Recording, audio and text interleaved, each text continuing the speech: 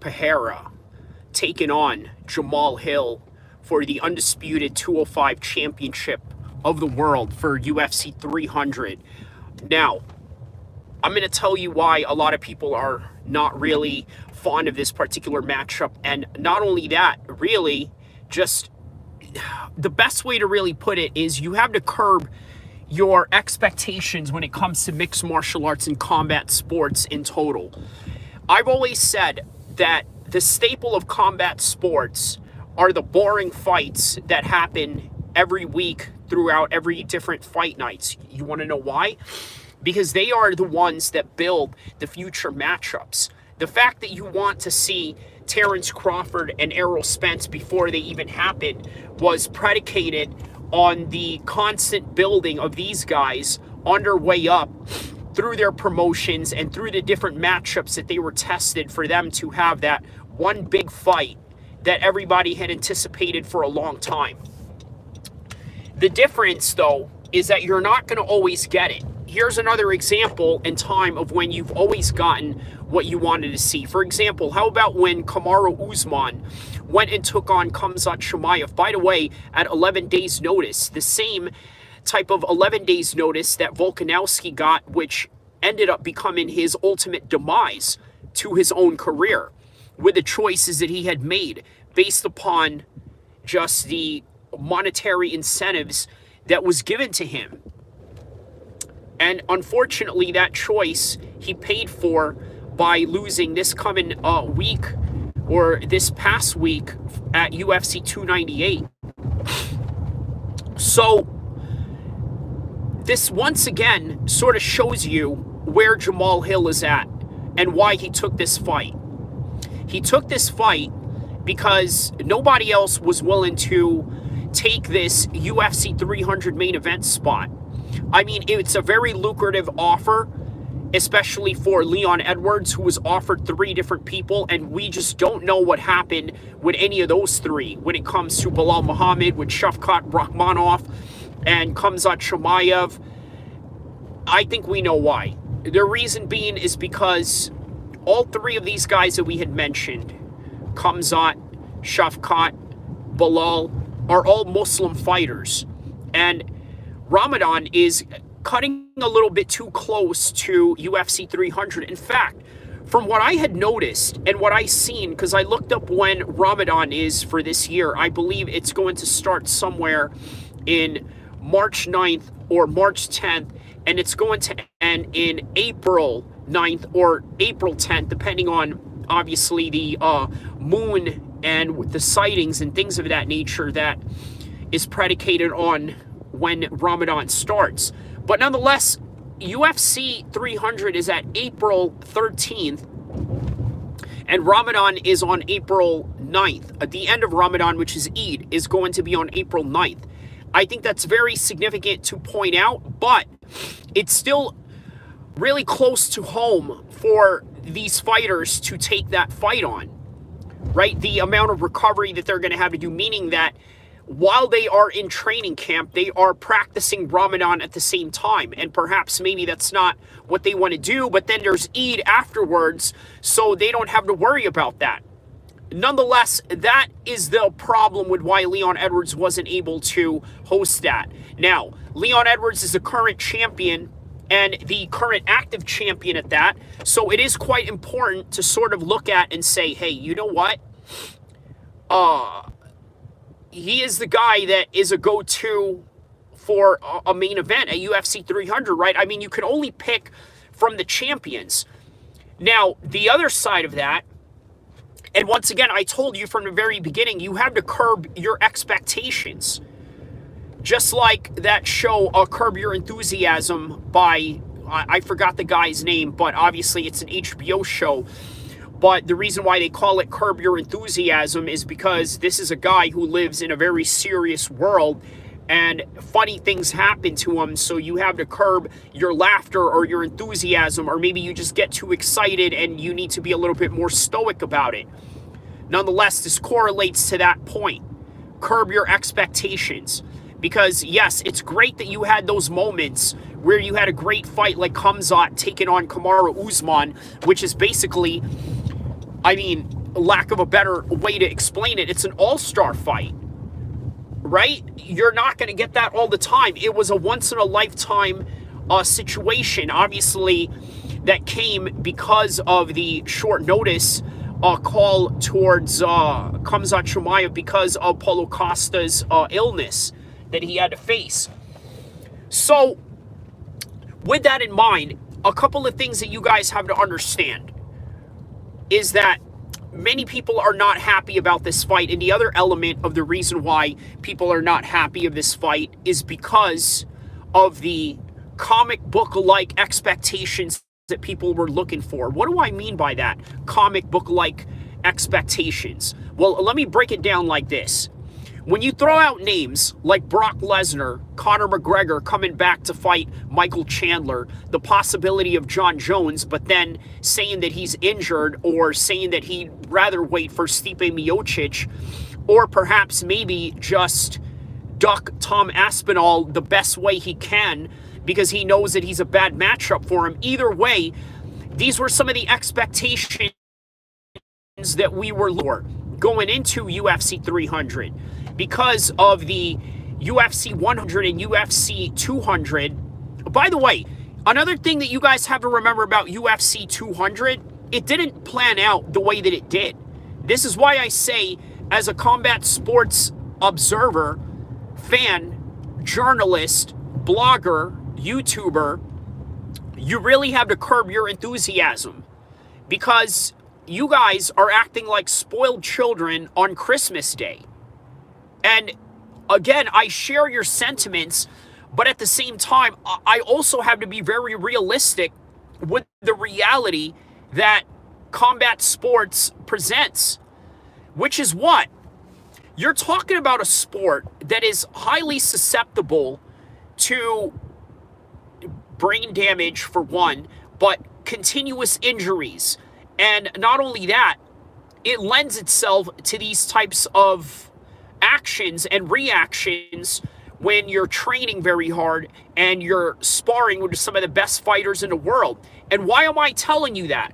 Because of these same situations, the hard sparring, the tough competitors that they have to deal with in their gym, these guys will get injured, and injuries happen, delays happen, just like Tyson Fury and Alexander Usyk. And as a result, guess what? February 17th, the UFC that day won. Now, it's not a competition because we're talking about a Saudi UK card. And what I mean by Saudi UK card, I'm talking about them using their particular time frame or their particular time zone, which if you're watching it here in the West Coast, by the way, check me out right here as I am passing by the Golden Bridge. You are watching that in the morning, and then at night you are watching UFC. Well, that day you didn't have to worry about any boxing because it was just going to be Volkanovski and Ilia Topuria that day headlining that whole entire fight day. Whereas it was supposed to share that date with none other than Tyson Fury and Alexander Usyk. But it didn't happen. Why? Because exactly what I mentioned. This particular combat sports realm of things lends itself to continuous injuries. And not only that, you're talking about trying to bring back all these different guys that have all these big names, but then you don't stop and think Brock Lesnar is 45 years old. DC is 45 years old. That would have been a great UFC 300 card, right? Conor McGregor is sort of breaking down as he is aging in the process. So as a result, guess what? You're not going to get everything that you want. And as a result, you really have to curb your enthusiasm when it comes to these expectations that you get out of combat sports. It's very important to understand this. This is why we are where we're at. This is why a lot of people are highly disappointed at the fact that it's Alex Pereira and JahMal Hill. And by the way, JahMal Hill, I got to tell you, just like Volkanovski, I think is just walking into this fight way too quickly. They needed him. They needed JahMal Hill because they needed a champion. They needed a contender. And by the way, why did I even title this with JahMal Hill's name first. I'm going to tell you why. He's the linear light heavyweight champion of the world, whether you like it or not. These are facts. I'm sorry if you're not going to like this notion. There's a lot of truth to this notion, and you need to get over it. He's the lineal champion of the world. So this is one positivity that we can take out of this whole entire fiasco of an announcement. We can toss it up and say, yes, it's going to be competitive. And by the way, you never really know until the night of the fight. How many fight nights, how many lackluster pay-per-view lead-ups have you had where you realize that on the night of the fight, man, this thing is on and cracking. These guys are really throwing down to fade. But then you realize that all that nonchalant promotion and downing the entire fight card ended up becoming one of the best cards of the entire year. And that's usually been the entire story of many cards and many events in 2023, now heading into 2024. So there is no doubt that there's going to be magic and some firecrackers in the air when UFC 300 pops off. But leading up to it, a lot of people are going to be very disappointed. They're going to moan and groan, just like kids who have to do their schoolwork during class hours or having to face the time of when they actually have to get in there and do their homework. By the way, speaking of homework, let's check out this SS Impala right here, Chevy Impala. Look at that. Wow. All right. So you never know what you're going to get out of this channel, right? There's a few times where I've crashed into lowrider shows as I was going live on these things or while I was recording. But yeah, I urge you guys to take a look at some of my past videos and lives to check that out. But going back to it, the main theme that I need you guys to understand here is curb your expectations. Okay, what's a great example of this? Most people go into a security guard job thinking that most times they're just going to do absolutely nothing all throughout the day. This is the first thing that they think when they go into a security guard job. It's true. For the most part, most of your days as a security guard, and not that I would know anything about it, I've never worked as a security guard, but I'm just setting this as an example. Most of your days, you're really doing nothing until it really pops off. Now, I tell you what, I would have loved to have been a security guard because I love action. I love getting down into business. I love running a fade. I love getting at. Tell you what, if I was to work as a security guard, to absolutely curb my expectations. But just like that David, I don't know what the guy's name, the Curb Your Enthusiasm guy, curb your enthusiasm. I have to curb my enthusiasm, and I have to curb my expectations into what I'm going to be dealing with in the job. And what do I mean by that? Curb my expectations in two ways. Number one, you have to curb your expectations knowing that you're going to end up doing nothing all day as a security guard. But on the other end of that, you also have to check the fact that you have to be ready and alert when things pop off or when you're ready to throw down the fade. That's one of the things that you have to understand as quote unquote as a security guard if and when you ever decide to take up that kind of job. But most days, you have to curb your expectations knowing that you're going to do absolutely nothing. And that is what UFC 300 is all about when it comes to Alex Pereira taking on JahMal Hill.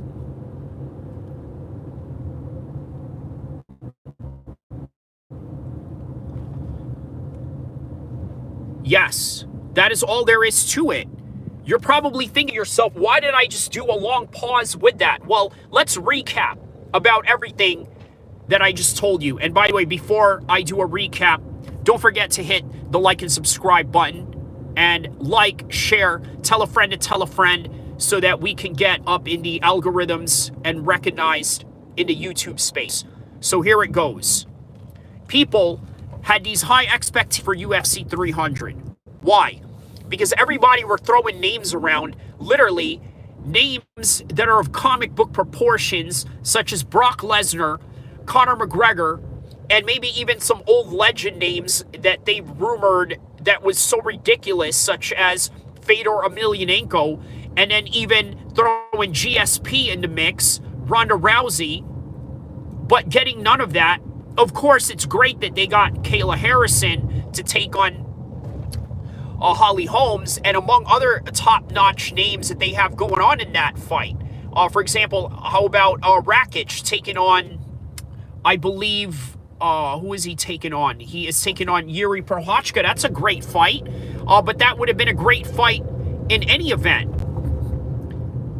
But that's the reason why people are disappointed, is because of that comic book proportion that people were looking for. And this is what they got in the process. Also, the other thing that they have to take into consideration is the limited champions that they had going into this particular event. I think that people made way too much noise of the reason that, hey, it's a 300 card, and therefore people have to jump up and down for joy, when really it's just like any other fight card that is going on now, a couple of years ago, a couple of months ago, and maybe even just the same as any fight card that is going to happen after UFC 300. That's all there is to it. You have to curb your expectations, because even though the WWE is owned by the UFC and vice versa, it's not the WWE. It's real life fighting with real life consequences. And as a result, many of these guys break down their bodies, hurt themselves in the process. And not only that, they have to build new stars as the years go on. And it may not align with the quintessential time frame of a magical number such as UFC 300, because as I've explained earlier in the content, UFC 200 was also expected to be a big banger.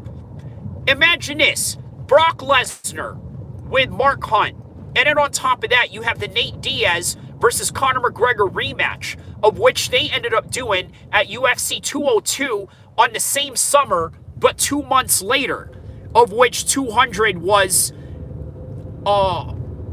held in, I believe, in July of 2016. And then the Conor McGregor and Nate Diaz rematch was moved to August of 2016 as a result. So, what happened? Anderson Silva stepped in for John Jones because John Jones failed a drug test once again. And so what happened? We all had to curb our expectations. And why did we have to curb our expectations? Because guess what? In the process, you got Anderson Silva taking on DC. Not a bad matchup if you really think about it. But at the same time, it was not the card that you had originally expected. You were looking for John Jones and DC as a rematch, along with Conor McGregor and Nate Diaz, all in the same card. And you didn't get that. Why? Because you had injuries, you had people fail drug tests, and you had all these human elements that really prevent you from having a Rocky-like story. Because guess what? This is something you guys have to understand about the fight game. It ain't a movie, dog. It ain't a movie. This is real life. And when you're dealing with real life, there are real life consequences. And when you are dealing with real life consequences, as a result, you're not going to always get what you want. So, once again, don't forget to like and subscribe as I end this live. And I'm going to tell you guys this: curb your expectations, because this is not a comic book world. This is not an imaginary tale. This is one thing and one thing only: real life fighting with real life consequences. And when you have that going on, you are dealing with the human element of surprises, for good and for bad. For good, when you have a matchup like Kamaru Usman and Khamzat Chimaev come into the fold when one good matchup such as Costa and Khamzat originally didn't fall through. It's great when that happens. And who would have ever imagined that Usman and Khamzat would fight? Well, they were eventually going to fight, but so soon, within 11 days' notice, Anderson Silva versus Daniel Cormier. Was that great? Yes, it was great. You want to know why? Because John Jones, at the time, taking on DC for the rematch was even greater, but the element of surprise with Anderson Silva made it even sweeter because they were able to come back and bounce back and do an audible from that mistake. Don't forget to like and subscribe. That's all that I have for you guys now as we announce the fight for Alex Pereira taking on JahMal Hill, the linear champion, taking on the double champion in Alex Pereira right now. And then, not to mention, John Jones still doesn't want to fight Tom Aspinall. So that is the state of the UFC today. Once again, don't forget to like and subscribe. Watch this from the very beginning. I will put this live back up again later for you guys to rewatch. But for now, please like and subscribe. And I'll see you guys soon once again. Inshallah.